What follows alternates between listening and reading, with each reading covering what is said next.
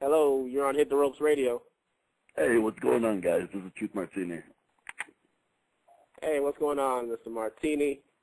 How's it going? Just taking a break from class right now to give you fine gentlemen a call. Oh, that's wonderful. All right, ladies and gentlemen, again, we have trainer Truth Martini in the house with Hit the Ropes Radio. Anybody want to call in? Number is 646-929-2442. All right, Mr. Martini, Shane here.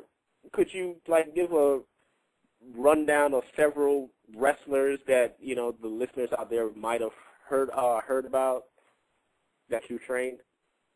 One guy that I'm sure a lot of people are familiar with is from the Motor City Machine Guns. His name is Alex Shelley. He's a teenage superstar. He's one of my students. And another guy also, the world's only one-legged wrestler. He was in the WWE for a little while. His name was Zach Gowen.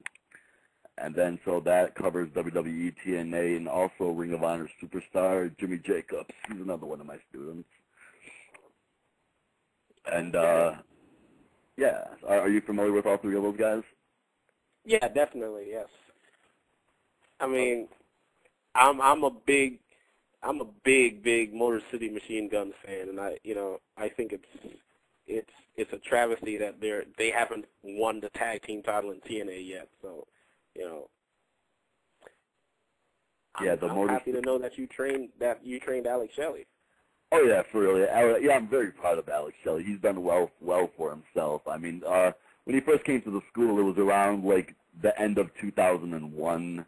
And I saw great potential in him, right from the get-go. He is what you call a student of the game. I mean, he eats, breathes, sleeps wrestling. He's always studying wrestling. He's always taking notes. Throughout class, he was always the first one there, the last one to leave, and I knew he wanted it, and he did. He busted his ass to get where he's at. So, and yeah, it totally paid off for him. Cool. Now, Truth, this is Darius. I've got a question for you. You trained Zach Gowen, who's the world's only one-legged wrestler. We saw him in the WWE for a bit. He had runs with Hulk Hogan, even Vince McMahon. He even beat Matt Hardy. I mean, he's doing all these things that you would think, hey, how does he do it? Well, what was your first impression when he strolled up into your building where you're training over at the house? Was it the House of Truth? The House of Truth, yeah. The House of Truth, that's right. What was your first impressions when he rolled up in there? Well, here's the thing. When he first came in there and I first talked to him, right away I knew he was going to make money, but I definitely did not let him know that. Because in this business, it's really easy for young guys that aren't that experienced, even in life, to go about it the wrong way. And I knew right away he was going to get somewhere, but like I said, I didn't let him know that. So I busted his ass a little extra hard. I had to let him know that for him to have one leg, he has to work a little extra harder and all that kind of stuff. But, again, once he started going out in the circuit, like wrestling in Michigan and Chicago and all over the place, I knew that it was going to be a little amount of time where people got good wind of him, where they started noticing him. And TNA first contacted him, and so they told him to come on down. So me and him went down for TNA, and we did a match there. And then right away after the match, right then and there on the spot, they said, hey, we want you, we want to use you we want to put you under contract. And me being a businessman, I told him, hold off to it. And he's only been wrestling for 9 months at this point. And he was like, what should I do? What should I do? I was like, relax. You just wrestled on pay-per-view. Trust me, you'll be getting a call from somebody from the offices of the WWE. He's like, no, I won't. And, at that time, he was only 18 years old. So, I had to calm him down and, tell him relax. I'm like, trust me, I know what I'm doing. And then, after he went home, we because they flew us in to Nashville. That's when TNA was in Nashville at the time. And then they flew us back home to Detroit. And then he called me up at 7 in the morning the next day. He said, TNA just, again, told me, they faxed me a contract and they want me to sign it and send it over right away. And I said, listen, don't. They're pushing that hard for a reason because they know that the other company's going to want you. He goes, I feel if I don't sign, then nobody's going to want me. I was like, listen, Zach, just relax. So that was at 7 in the morning. So, you know, I usually don't wake up that early. So I go back to bed, and he calls me back up at 10 a.m., 3 hours later. He goes, guess who just called me? I go, who? He goes, Johnny Ace from the WWE. They want to sign me. I go, I told you, you know. So, and that's pretty much how that worked out, you know. But then again, Zach Gowen's story to me is it happened a little too fast for him. He wasn't ready for it. But now, I mean, now at the age, because right now I believe he's like 26 now, and he's totally matured, and he is just like amazing. He really learned the craft of pro wrestling now. And, yeah, he's actually been talking with the WWE, again, to probably get back on TV. Because just right now, the WWE just released Best of SmackDown DVD, and Zach Gowen's pretty much all over that. So now would be the right time to bring him back in, actually. Wow.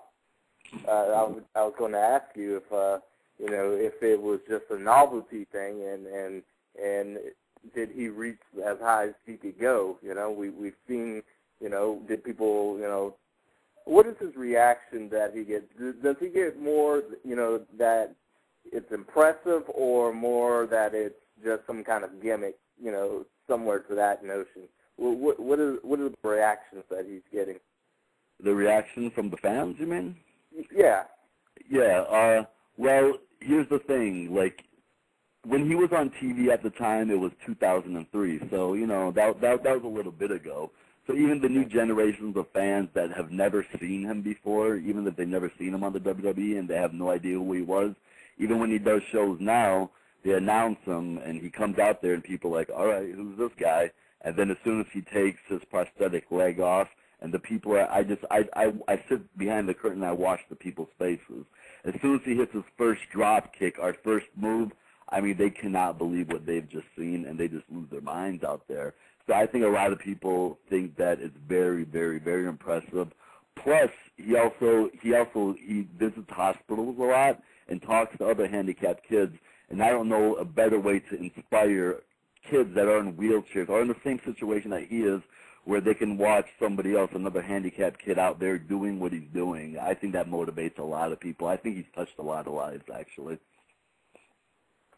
Oh, that's inspiring stuff. You know, usually guys only go to those things, you know, unless it's like the Make-A-Wish round. That's the only time you usually hear about them, you know, not just going to them, you know, out of the goodness of their heart. So that's awesome of Zach.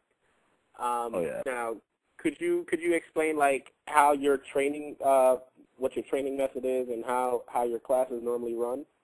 Yeah, sure. My classes run 4 days a week, 4 hours a day for 12 weeks. So a lot of other schools out there, they pretty much, and I'm not trying to down other schools, but, you know, their courses usually last for 6 months. And I've visited other schools, and I've been to other schools, like when I visited, like when I worked for other companies, and they've invited me down to do like a seminar or whatever. But there is no like set curriculum, like a course.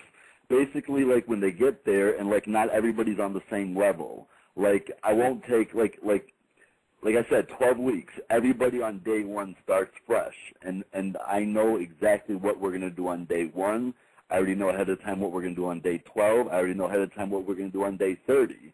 And we can't move a day forward until everybody gets what we're supposed to learn prior to that. Like, I've been to other schools where I would walk in and they're, like, practicing drop kicks. I'm like, okay, cool, drop kicks. So I get in the ring with somebody, and I'm like, all right, one of their students, I'm like, well, show me a headlock takeover. And they're like, oh, we haven't learned that yet. Now, to me, that doesn't make sense. I mean, you have to crawl before you can walk, and walk before you run. And so basically, the way other schools do their training, they just don't have a set curriculum there, and they teach stuff out of order, and they don't teach everything you need to know. At my school, and again, I'm not one of those guys that just felt one day I'm going to open up a school the way a lot of guys do. My trainer, Al Snow, allowed me to open up a school. That's how it works. It was passed down to me. I didn't decide it. He came up to me and said, did you ever think about opening up a school? And I was like, well, he goes, and then he's the one who actually came up with the idea, and that's why I did it. And it was passed down to me because he felt I was ready to start training guys. And that's how it worked. So I took his advice, and then I did. I opened up a school, and